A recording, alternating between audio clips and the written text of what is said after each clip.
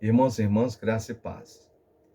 Vamos refletir o texto de Mateus 11, os versículos do 2 ao 5, que diz o seguinte: Quando João ouviu no cárcere falar das obras de Cristo, mandou por seus discípulos perguntar-lhe: És tu aquele que estava para vir, ou havemos de esperar outro? E Jesus, respondendo, disse-lhes: Ide e anunciai a João o que estás ouvindo e vendo. Os cegos veem, os coxos andam, os leprosos são purificados, os surdos ouvem, os mortos são ressuscitados, e aos pobres está sendo pregado o Evangelho. Todos nós conhecemos o personagem bíblico João Batista. Mas para compreendermos a sua mensagem, precisamos minimamente conhecer o contexto político, econômico e religioso do tempo e da sociedade em que ele viveu. No sentido geral, irmãos e irmãs, tem muita gente sem terra, tem muita gente sem teto, e isso gera o desemprego, a fome, as doenças físicas e as perturbações mentais, como a depressão, a síndrome do pânico. E é importante termos em mente que as pessoas do tempo de Jesus eram pessoas como eu e você. Precisavam de casa, comida e trabalho para sustentar suas famílias e manter sua dignidade e a sua autoestima. A política da época era dominada por um poder estrangeiro, os romanos. E as lideranças religiosas eram, em sua maioria, corruptas e coniventes com o poder político opressor. Por quê? Porque essas lideranças religiosas se beneficiavam da situação. Então, o sofrimento do povo é grande. E esse povo clama por uma transformação radical da sociedade. Agora, como as pessoas veem João? Quem é João Batista para essas pessoas?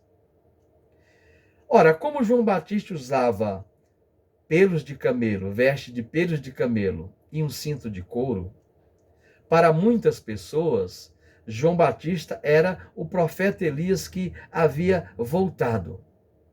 De acordo com 2 Reis, Elias também se vestia com roupas de pelo e usava um cinto de couro. Por outro lado, em Isaías 43:5, havia a profecia sobre alguém que viria e que seria considerado uma voz clamando no deserto, preparando o caminho do Senhor, endireitando as veredas do Messias que haveria de vir. Por isso, a mensagem de João Batista está relacionada a uma visão apocalíptica, uma visão escatológica do mundo. Ou seja, o juízo de Deus está próximo. E os inimigos de Deus serão destruídos. E o reino de Deus será finalmente implantado na terra. A cosmovisão de João está muito clara em Mateus 3, do 7 ao 12. E seus ouvintes concordam com essas ideias de João. Imaginemos João Batista batizando as pessoas no Rio Jordão. O texto bíblico diz que muitos fariseus vinham ao batismo.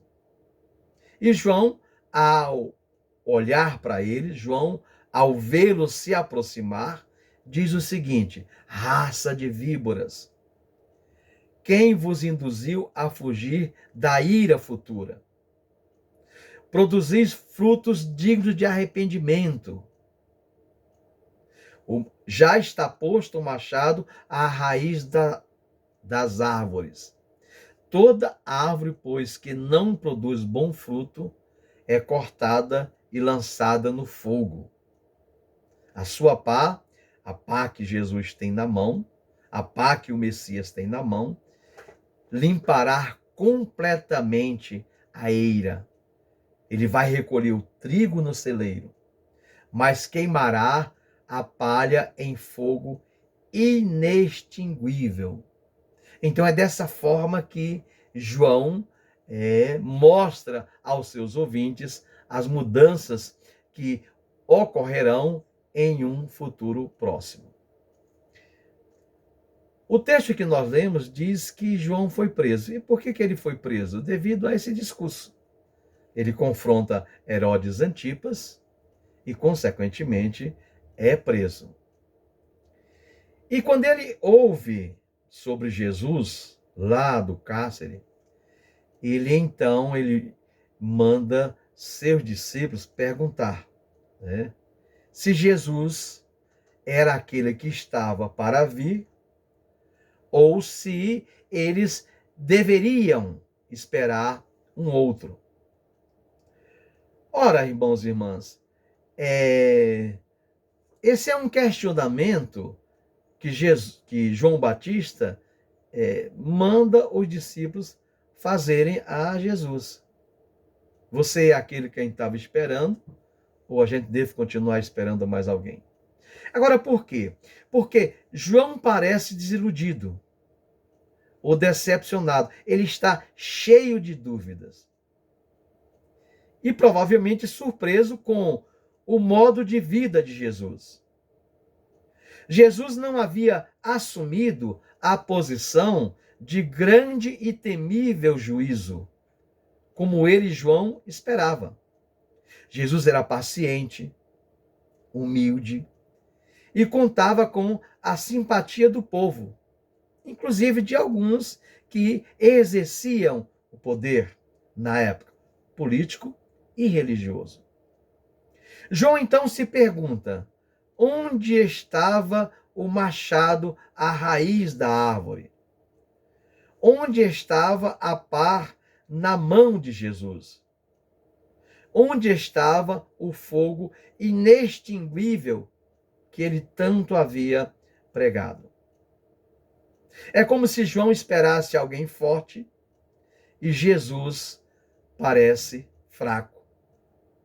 Por quê? Porque Jesus é um homem pobre, excêntrico, sempre ao lado do pequeno, do sofredor, do impuro, no caso, os leprosos. E isso deixa João muito confuso. Os discípulos chegam, fazem a pergunta a Jesus, os discípulos de João, e Jesus então responde: anuncia a João o que vocês estão ouvindo e vendo. Os cegos veem, os coxos andam, os leprosos são purificados, os surdos ouvem, os mortos são ressuscitados, e aos pobres está sendo pregado o evangelho. Para João, as obras de Jesus, irmãos e irmãs, não confirmam sua expectativa escatológica, né? Apocalíptica, né? A destruição dos inimigos e a implantação de um novo reino. Mas a resposta de Jesus aponta não para a sua pessoa, mas para o que ele faz. O povo começa a enxergar, a andar, a ficar limpo de sua marginalização. No caso dos leprosos, agora são aceitos na sociedade. O povo agora está ouvindo. E o mais importante, os pobres estão recebendo o evangelho, a boa nova de sua libertação. Ora, irmãos e irmãs, Jesus deixa claro para os discípulos de João que ele é o servo sofredor da tradição profética de Isaías 51. Jesus é o Filho do homem e não o Deus vingador da tradição apocalíptica, a qual pertence João. Jesus quer ensinar a João que as suas obras, as obras dele, Jesus, inauguram a era messiânica, mas sob a forma de ações benéficas e de salvação, não de violência e de castigo, como João esperava. E os motivos pelos quais Jesus agiu assim, em resposta ao questionamento de João, é que, em primeiro lugar, Jesus diz aos enviados, ou procura deixar claro aos enviados de João, que não deseja provar que tem poder.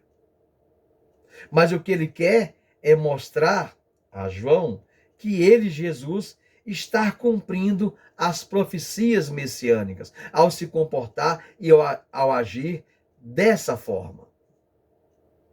Jesus quer demonstrar ainda que João precisa aprender com mais clareza qual era o caráter do ministério do Messias.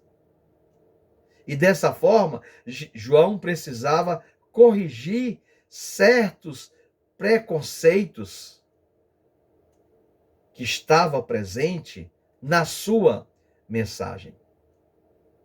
João deveria aprender que as principais características do ministério do Messias seriam o amor, a compaixão e a tolerância. E que ele, Jesus, estava cumprindo essas condições. Gostaria de destacar, irmãos, dois aspectos desse texto a título de conclusão. Primeiro, a pergunta de João Batista pode ser também a nossa pergunta. Será que Jesus traz de fato a solução para todos os nossos problemas? Devo procurar outros meios para solucionar meus problemas? Muitas vezes, em meio ao sofrimento, nos sentimos abandonados por Deus e temos nossa confiança e fé abalada. Então nos perguntamos: será que Deus está vendo meu sofrimento? Afinal, não fiz tudo de acordo com a vontade dele? Agora, por que Jesus não ajudou a libertar João da prisão? Essa é uma outra questão que perpassa o texto. Jesus quer nos ensinar que, quando sofremos, por sermos fiéis a Deus e ao seu projeto de vida para a humanidade, nos tornamos parte da missão de Jesus. Assim, irmãos e irmãs, o nosso sofrimento, em busca do reino, se junta ao sofrimento de Jesus Cristo. A fé no Messias não significa espera alienante por salvação futura. Fé significa seguir a Jesus. Fé significa discipulado. Fé significa apostolado. Fé significa compromisso com o reino de Deus. Por isso, Jesus não socorreu João como este esperava. Pois, como cantamos, irmãos e irmãs, todos os domingos, em nossas igrejas, em nossas comunidades de fé, se Deus fizer, Ele é Deus. Se não fizer, Ele é Deus. Se a porta abrir, Ele é Deus. Mas se fechar, continua sendo Deus. Se a doença vier, Ele é Deus. Se curado for, Ele é Deus. Se tudo der certo, Ele é Deus. Mas se não der, continua sendo Deus. Louvemos a Deus, irmãos e irmãs, por seu grande amor e misericórdia para conosco. E que estejamos empenhados em sermos servos fiéis à sua palavra e ao seu projeto de vida para toda a humanidade. Amém.